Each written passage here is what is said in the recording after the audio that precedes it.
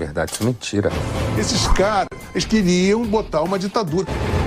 Queriam uma ditadura revolucionária, comunista. A esquerda brasileira, que se diz ter combatido pela liberdade, mente. Grande parte dos professores de história também mente, porque eles também são de esquerda. Nenhum grupo de luta armada defendia a democracia. Nenhum. Você não acha um documento, uma vez, a palavra democracia. Eles lutavam para estabelecer uma ditadura pró-soviética. Isso é politicamente incorreto. O que eles defendiam era uma ditadura ou de viés soviético, ou de viés cubano, ou de viés chinês. Os 70 anos, usufruíam muito do poder, nunca sofreram, Ziraldo, Jaguar, todos esses caras são ícones. Floresceram, viraram heróis e ganharam a credibilidade, o prestígio que meio que indevidamente conseguiram por causa desse contexto histórico de difamação e de uma narrativa. Lutamos contra a ditadura. Pô, você tem que parar. Isso é cala a boca. Isso é uma imoralidade. Você não pode falar isso. Você era a favor de Cuba. Você é amigo do Fidel Castro. Você engole esta língua. Você não tem moral de... Quem é amigo do Fidel Castro não tem moral de pleitear porra nenhuma. Eles se mostraram a canalha que são, ladrões, fanáticos, imbecis, imunes à tentativa e erro. Muitos deles, os que amadureceram, os que envelheceram e amadureceram, eles olham para aquela época e pensam, bom, que bom que a gente não ganhou. Que bom que nós não fomos vitoriosos.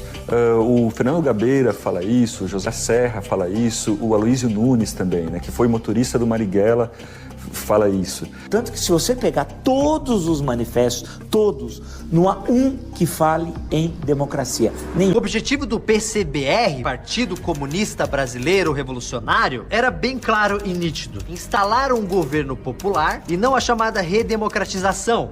A gente tem que recontar essa história de 64 como se fosse um golpe militar. Não, os militares foram forçados a intervir, porque já estava uma baderna. O Jango decretou estado de sítio. Estava meio Venezuela, sabe como está agora? Eu não tinha porra nenhuma, tinha caminho. Mas por que ficou pra história que os guerrilheiros lutavam pela democracia?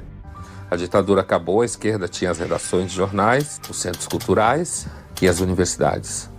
E com o tempo foi aumentando e agora tem as escolas também.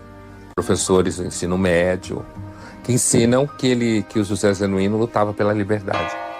O que é mentira. Mas eu peguei um colégio cujas características não eram de esquerda, mas a esquerda já tinha entrado de uma maneira subliminar. Você tinha que fazer música meio Chico Buarque. Na aula de moral e cívica, você tinha que cantar as músicas do Chico Buarque. Mesmo o Chico Buarque se considerou um mal, um cacete. Ele era o bom menino, aqueles olhos azuis doces de meio. Ele era um bunda mole, nacionalmente reconhecido. Historicamente, a falácia venceu a história. A versão venceu o fato. E de que forma a versão venceu o fato? Você pega qualquer livro didático, hoje, que tem no Brasil, no ensino médio, por exemplo, vai estar lá escrito que a luta armada levou à democracia. A própria presidente Dilma, que participou num desses grupos de luta armada, sempre insistiu de dizer que o fim do regime militar deveu-se à ação dos grupos de luta armada. Nada, ao contrário, o fim do regime militar deveu-se a outras questões, da luta democrática e não da luta por um regime comunista, como um dos grupos, eram vários, um dos grupos que a senhora Dilma participou. Não há relação, portanto, entre luta armada e restabelecimento da democracia.